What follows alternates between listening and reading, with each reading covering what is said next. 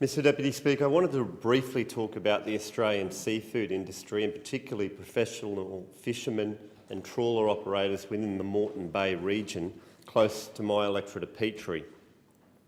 I recently, in December last year, had the chance to go out on a trawler for the night that operates in Moreton Bay, and I want to thank Rick Morgan from Morgan Seafoods, a local retailer that provided that opportunity for me. It was a really interesting night, and I certainly learned that fishermen, professional fishermen and trawler operators work extremely hard, and I want to acknowledge all the trawler operators based down at Scarborough in my electorate and nearby in Sandgate as well, who also fish there. They do a wonderful job providing Australian seafood to the local community.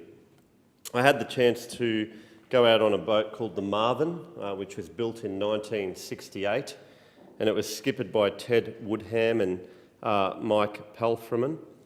These two men, I spent the night with them fishing and provided me with a valuable insight into the industry.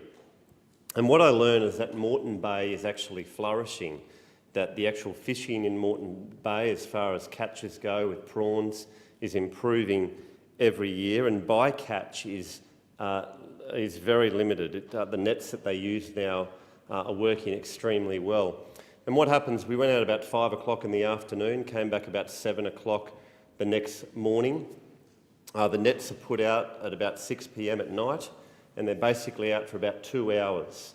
And then at 8 o'clock at night, the nets are brought in, the catch is put into the sorting trays, and then the nets are immediately put back out while the three of us sorted through the catch. And the catch included tiger prawns, it included king prawns, and it included bay prawns.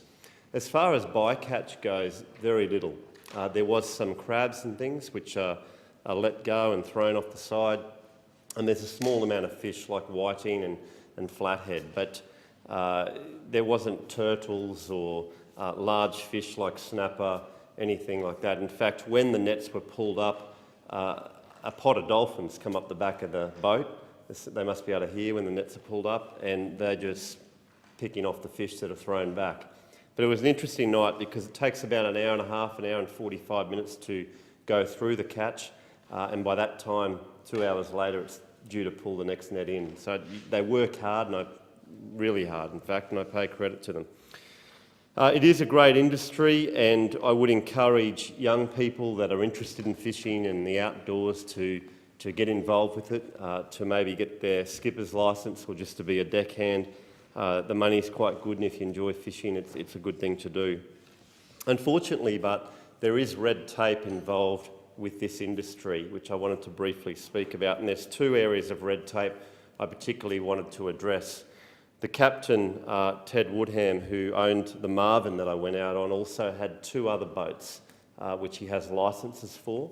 The Marvin's a 45-foot boat, but what I've found is that if you have another licence that a younger operator might want to come in and lease, it's very difficult to do that unless you have exactly the same size boat.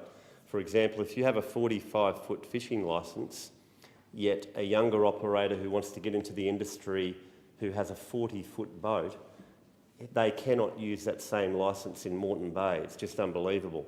So because that boat's 5 foot shorter, can't be used. Just sounds ridiculous. It's an area of red tape that needs to be addressed. And the boat that I went out, as I said before, was built in 1968. To build a new trawler, a 45-foot trawler today, would cost well in excess of $1 million.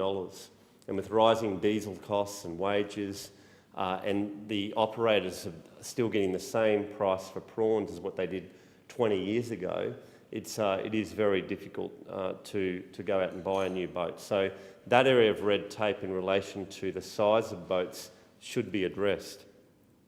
The other area, of course, is some of the bycatch. There's some fish that are pulled up, small fish like whiting and flathead that could be sold, and they are dead when they're pulled up because they've been in the net for an hour or so being trawled. They're all thrown overboard. Now, whilst the dolphins of Moreton Bay are having a field day here, they get fed over at Tangalooma on Moreton Island, and then they go out at night and scrounge around at the back of the trawlers. They're doing extremely well. I think it would be profitable, just a small amount of profit if the trawlers could keep a small amount of bycatch, as in whiting and flathead. That would make sense to me. So I'd call, unfortunately, being in Moreton Bay, it is a state government issue, and I was planning to address this with the previous LNP state government, but of course we have a new state Labor government in Queensland, and I'll be passing on this input to the state Labor members in my seat of Petrie, because it's certainly something that I'd like them to address in order to make these professional fishermen a little bit more profitable and to encourage younger people to get into the industry, because I love to eat Australian seafood, I do, and so do a lot of people in the Petrie electorate. And I was encouraged to hear that Moreton Bay is doing well. We don't want to buy all our seafood from Asian countries. I do support aquaculture and I want to see that industry continue to grow, but we want to make sure that wild seafood is sustainable and that there's professional fishermen for a long time to come that will be able to provide catches for Queenslanders like myself and other Australians. Those areas of red tape is an issue. The other area that state government needs to address, of course, Mr Deputy Speaker, is payroll tax, because payroll tax is just a ridiculous tax. I mean, what sort of tax, is involved that penalises you for employing new people? So if you're a small business that turns over a couple of $1 million a year, with say 14 staff, 13 staff, and you're on the cusp, you might have about $1 million in wages. There's no incentive to put on more employees and grow your business a little bit further if you get hit with payroll tax at a slightly higher amount from that. So that is an area that really does need addressing. So as I said before, I'll be talking to the new state government and the state members in my area to address those red tape issues, those two red tape issues around the size of boats, around some of the small amount of bycatch, being able to use that, and then also payroll tax. I note that the previous LNP government was planning to increase the threshold for payroll tax, still not good enough, needs to go altogether, but I would hope that the new Labor government would follow and implement that as well. Finally, I'd say to everyone in the Petrie electorate that I'd really encourage you to buy Australian seafood where you can, to buy Australian fish and prawns, whether it's from a local retailer like Morgan's or Dutton Seafoods at Woody Point, or I've got another one at Gwaine Road in Brackenridge as well, or even through Woolworths. They sell banana prawns and things that are Australian caught. So I'd encourage you where you can to support the Australian seafood. It's fresh, it's good quality, and it certainly makes a big difference.